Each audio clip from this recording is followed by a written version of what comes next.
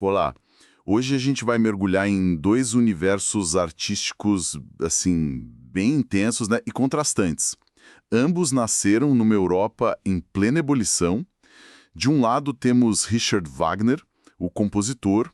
As óperas grandiosas dele ecoavam uma visão de mundo poderosa, mas também bem perturbadora, marcada ali pelo antissemitismo, por ideais revolucionários.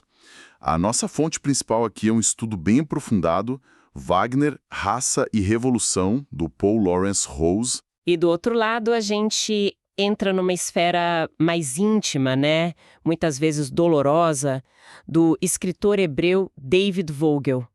É através da correspondência pessoal dele com a Ada Nadler Vogel, que está compilada em Amor Sem Fim, que a gente tem um vislumbre dessa vida precária, das relações tumultuadas, da luta pela sobrevivência de um artista judeu na Europa ali pré-Segunda Guerra. Exatamente.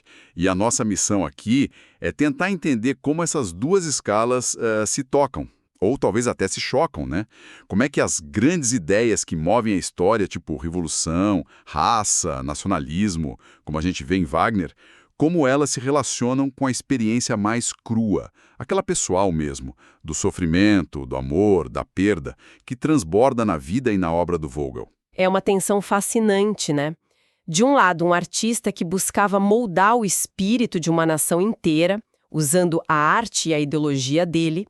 Do outro, um artista cuja obra parece ser quase um diário, assim, febril, das angústias individuais, relacionais, em tempos bem sombrios. Então vamos começar desvendando esse universo ideológico complexo do Wagner? Certo.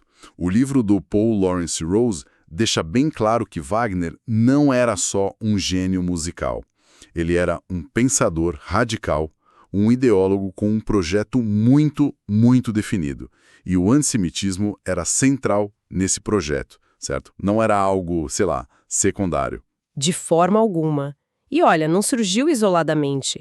O Rose mostra como Wagner estava profundamente conectado a uma corrente do pensamento alemão. Filósofos como Fichte, por exemplo, já preparavam o terreno, sabe? Fichte via o judaísmo, ele usava o termo Judentum, como uma espécie de Estado dentro do Estado. Algo que impedia a verdadeira liberdade moral que o idealismo alemão buscava.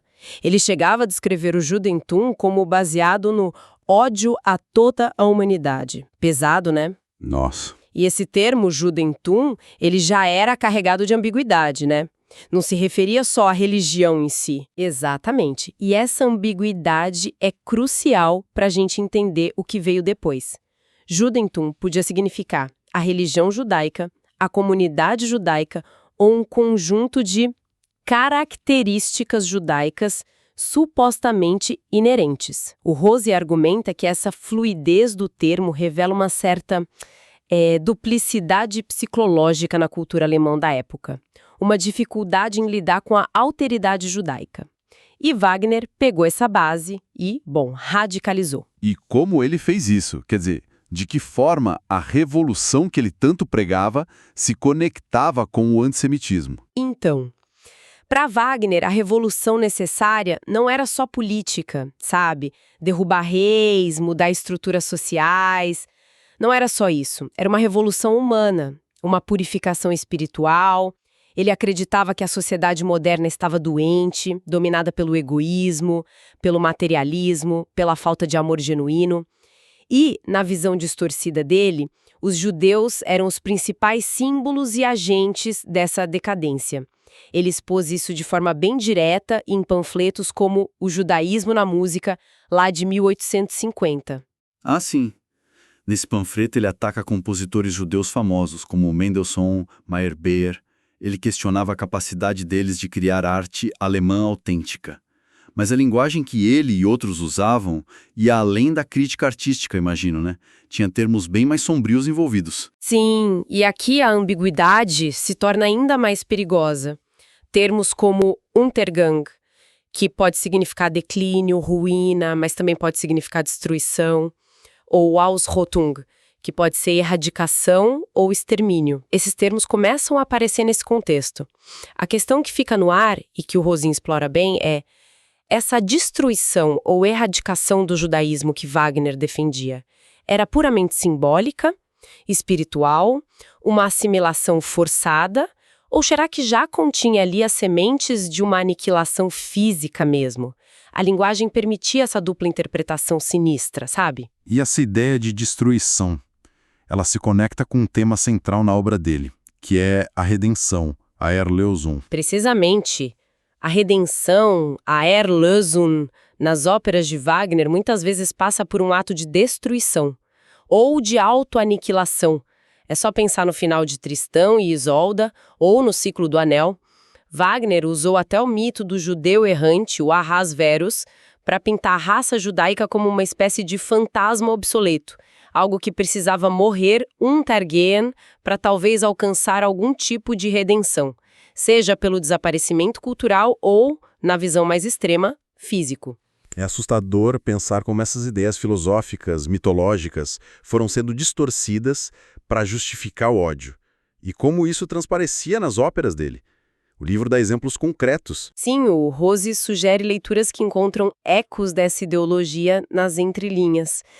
Em O Holandês Voador, por exemplo, a fixação dos moradores da vila por dinheiro é interpretada por alguns como uma crítica à sociedade comercial, que Wagner associava ao espírito judaico. Mais tarde, ele foi fortemente influenciado por teorias raciais pseudocientíficas, como as do Arthur de Gobineau, e até por interpretações, assim, bem distorcidas de Darwin. Isso levou ele a explorar temas de pureza racial versus degeneração, de forma mais explícita em obras como O Anel do Nibelungo e, principalmente, Parsifal. A Parsifal, a última ópera dele, é frequentemente vista como a mais carregada ideologicamente nesse sentido, né? Com aquela oposição entre a comunidade do Graal, supostamente pura, e o mundo corrompido de Clinsor. E ele chegou ao extremo de tentar criar um Jesus ariano. É isso mesmo. Sim. Essa ideia bizarra de dissociar Jesus das origens judaicas dele, imaginando ele como um ariano, fazia parte desse esforço de purificar o espírito alemão e o próprio cristianismo da influência judaica. Olha, não era uma ideia exclusiva dele, circulava em certos círculos racistas e antissemitas da época. Mas Wagner abraçou isso como parte do projeto dele de regeneração cultural e racial. E como ele lidava com os judeus na vida real? Porque, assim, ele teve relações importantes com várias figuras judaicas, né? Isso torna tudo ainda mais complexo e, de certa forma, perturbador. Ele teve relações ambivalentes, muitas vezes terminadas em hostilidade declarada, com pessoas que o ajudaram ou o admiraram. O caso do Giacomo Meyerbeer, um compositor judeu super popular que apoiou Wagner no início da carreira, é emblemático. Wagner depois o atacou de forma virulenta. Temos também o Hermann Levy, um maestro judeu de grande prestígio, filho de um rabino, a quem Wagner paradoxalmente confiou a estreia mundial de Parsifal em Bayreuth, embora não sem antes tentar pressioná-lo a se converter ao cristianismo, o que é complicado. E tinham escritores como Heine Heine e Ludwig Borne, ambos de origem judaica. Ele teve contato e depois rejeitou também. Como ele conciliava essa ideologia de repulsa com essas interações, assim, no dia a dia? Aparentemente, com muita dificuldade e bastante racionalização. O livro do Rose sugere que Wagner sentia uma espécie de repugnância instintiva, que ele então tentava justificar com toda essa construção ideológica dele. Ele parecia acreditar que a essência judaica era indelével, mesmo em convertidos ou assimilados. Ele via essas figuras como exceções que confirmavam a regra, ou então acabava por rejeitá-las. É interessante notar que até críticos da época, que defendiam a emancipação dos judeus, como um tal Gutzkow, mencionado no livro, admitiam sentir uma idiosincrasia físico-moral difícil de superar em relação aos judeus, mostrando como esse preconceito era difuso, né? Então, resumindo a visão do Wagner, arte, política, raça, tudo estava interligado num grande projeto. Um projeto de salvação do espírito alemão através da purificação de uma suposta influência judaica corruptora. Exatamente. era uma visão de mundo totalizante, uma fusão perigosa de nacionalismo romântico, antissemitismo com uma roupagem revolucionária e teorias raciais emergentes. Uma ideologia que via na destruição, seja ela interpretada como cultural, espiritual ou algo bem mais sinistro, um caminho para a redenção e para a regeneração nacional. É uma visão grandiosa, sem dúvida, mas terrivelmente excludente e, como a história depois mostraria, com um potencial destrutivo imenso. Uma visão que buscava transformar o mundo a partir de uma ideia abstrata, excludente. Agora, vamos fazer um giro de 180 graus. Mergulhar num mundo completamente diferente. A realidade íntima, fragmentada, de Dave Vogel. A fonte aqui é Amor Sem Fim, a correspondência dele com Ada Nadler. Que contraste, hein? Um contraste brutal. A gente sai das grandes narrativas ideológicas e entra no microcosmo de uma relação amorosa. E de uma vida marcada pela instabilidade, pela diáspora, pela tragédia iminente. David Vogel foi um poeta e romancista de língua hebraica, nascido na Podólia, que hoje é Ucrânia. Ele viveu como um estrangeiro em várias cidades europeias, principalmente Viena e Paris. A obra mais famosa dele, o romance Vida Conjugal, que foi publicado póstumamente, já dá uma pista dessa intensidade toda, né? É uma história bem sombria. Sombria é pouco. O romance se passa em Viena e retrata a relação autodestrutiva entre Rudolf Girtzwell, um escritor judeu pobre intelectualizado, e a Thea von Taco, uma baronesa decadente, sádica, que se converte ao judaísmo para casar com ele, mas parece desprezar tudo que ele representa. Eu li um resumo e fiquei assim chocado. Ela o humilha constante e publicamente, o agride fisicamente, queima os manuscritos dele, tem amantes abertamente e ele... O que ele faz? Ele permanece passivo, masoquista, preso a uma paixão inexplicável por ela, incapaz de se libertar. É uma dinâmica de poder e submissão levada ao extremo, sabe? O romance contrasta a Thea com outra personagem, a Lotte Bodenheimer, uma jovem judia, devota, apaixonada pelo Girdwell, que ele rejeita friamente. E essa rejeição tem consequências trágicas. A Lotte acaba se suicidando. Nossa Senhora! E o final do romance é igualmente violento. O Girdwell finalmente assassina a Thea. É uma visão do amor como destruição mútua, né? Muito distante daquela ideia de redenção pela destruição que a gente via em Wagner. Aqui, a destruição parece só destruição mesmo. Exatamente. É uma exploração crua da patologia das relações, da solidão, da alienação. E a correspondência entre o David Vogel e a Ada Nadler, a segunda esposa dele, revela que essa intensidade, essa turbulência, não eram só ficção, não. A vida deles foi um reflexo dessa mesma precariedade emocional e material. Como era a relação deles, assim, baseada nessas cartas? Foi uma relação apaixonada, com certeza, mas extremamente conturbada. As cartas cobrem um período longo, desde o início do relacionamento deles, em Viena, passando por Paris, Berlim, períodos na Suíça, idas e vindas constantes. Elas revelam um ciclo de conflitos, separações dolorosas, reconciliações intensas e uma luta financeira perpétua. As cartas da Ada, em particular, parecem mostrar uma mulher bem conflito, né? Muito. A Ada era mais jovem que o Vogel, vinha de uma família judia assimilada de Viena. No início, ela estava noiva de um homem, identificado nas cartas só como S. As cartas dela expressam a culpa por essa traição, o desejo de liberdade, de independência, mas, ao mesmo tempo, uma atração quase fatal pelo Vogel. Ela luta com a identidade dela como mulher, tentando encontrar seu lugar, e também com a identidade judaica, numa Europa onde ser judeu se tornava cada vez mais complicado e perigoso. Isso levanta a pergunta óbvia. O quanto de vida conjugal era autobiográfico? Essa dinâmica de poder toda, essa instabilidade. Olha, é impossível traçar uma linha direta e dividir. Girdwell é Vogel e Thea é a Ada. A ficção nunca é um espelho perfeito, né? Mas os temas, a atmosfera de angústia, precariedade existencial, a intensidade emocional, destrutiva, tudo isso ecoa fortemente na correspondência. As cartas mostram Vogel constantemente lutando por dinheiro, dependendo da ajuda de amigos, esperando pequenas quantias pela venda de poemas ou traduções. Mostram Ada sofrendo com a instabilidade, com as mudanças constantes. E a vida deles era literalmente nômade, né?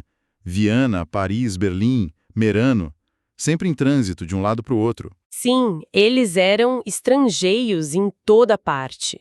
Vogel era cidadão austríaco, mas passaram longos períodos, especialmente em Paris, vivendo como exilados, sem segurança jurídica ou financeira.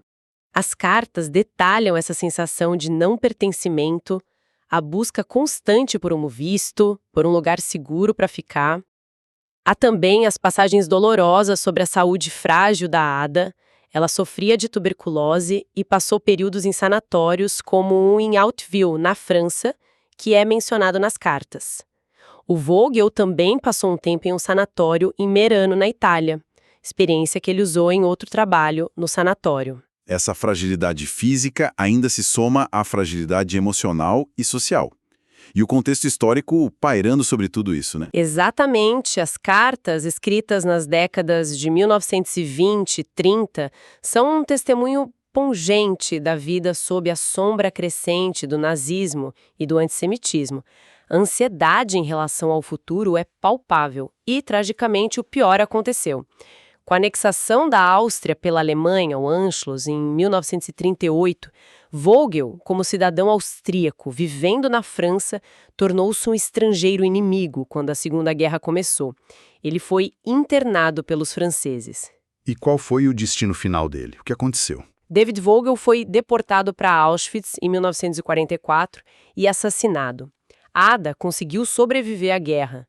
As cartas, portanto, não são apenas um registro de uma relação pessoal intensa, sabe? Elas são um documento histórico precioso sobre a experiência judaica na Europa naquele período. A experiência do exílio, da perseguição, da luta pela simples sobrevivência. A arte de fogo, então, parece nascer diretamente dessa experiência de vida fragmentada, desse sofrimento pessoal e do caos histórico ao redor. Bem diferente do projeto grandioso e ideológico do Wagner, né? Completamente diferente. Enquanto Wagner usava a arte para projetar uma ideologia e tentar transformar o mundo, segundo a visão dele, uma visão distorcida, claro, a obra de Vogel parece absorver e refletir o mundo caótico e a dor individual. Os personagens dele são frequentemente indivíduos à deriva, presos em relações impossíveis, esmagados por forças que eles não compreendem ou controlam. A arte dele é um testemunho da vulnerabilidade humana, não um manifesto para a transformação do mundo. Ele também escreveu um romance chamado Diante do Mar, ambientado na Riviera Francesa, um lugar que a Ada menciona nas cartas como um sonho de visitar com ele, mostrando como a vida e a geografia pessoal se infiltravam na ficção dele. Então, colocando os dois lado a lado, o que essa comparação toda nos revela? A gente tem Wagner, o titã, que queria usar a arte para forjar uma nova realidade alemã, purificada e redimida através de uma ideologia racial e revolucionária. A vida e as relações dele parecem, em grande medida, subordinadas a esse projeto maior, né? E em contraste gritante, a gente tem Vogel, o artista errante cuja obra é um espelho estilhaçado da própria vida precária dele e das vidas daqueles ao redor. As preocupações dele são existenciais: amor, perda, doença, pobreza, identidade, a luta pela sobrevivência no mundo hostil. A grande história entra na obra dele não como um projeto a ser impulsionado, mas como uma força esmagadora que determina o destino individual. É fascinante notar que ambos lidam com temas universais: amor, morte, identidade, pertencimento, destruição. Mas as abordagens e as escalas são radicalmente distintas. Wagner projeta para fora, para o coletivo, para a nação, para a humanidade, como ele a definia pelo menos. Vogel parece implodir, focando na dinâmica interna, na relação a dois, na psique fragmentada do indivíduo. Sim, e talvez essa seja a beleza e a tragédia da arte, né? Ela pode servir a projetos ideológicos grandiosos e perigosos, como no caso de Wagner, tentando impor uma ordem a uma visão ao caos do mundo, ou pode, como na obra de Vogel, tentar dar voz a esse caos, testemunhar a experiência humana na sua fragilidade, na sua dor, sem oferecer respostas fáceis ou redenções coletivas. Percorremos um caminho longo hoje, hein? Desde as alturas ideológicas e musicais de Wagner, com aquela mistura complexa de gênio artístico e antissemitismo virulento, até as profundezas íntimas e dolorosas da vida e da correspondência de Davi Vogel. Dois artistas imersos na mesma Europa turbulenta, mas respondendo a ela de maneiras fundamentalmente opostas. Fica talvez uma última provocação para quem nos ouve. Até que ponto as grandes narrativas, as ideologias, as revoluções, os movimentos históricos que figuras como Wagner tentaram personificar e impulsionar realmente definem a experiência humana?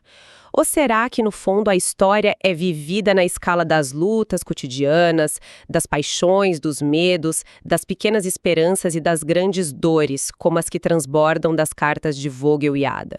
Onde será que reside a verdade da experiência humana? Na grandiosidade da ideologia ou na fragilidade do indivíduo que é apanhado nesse turbilhão todo? É uma questão sobre o poder e os limites da arte em capturar essas diferentes escalas da existência.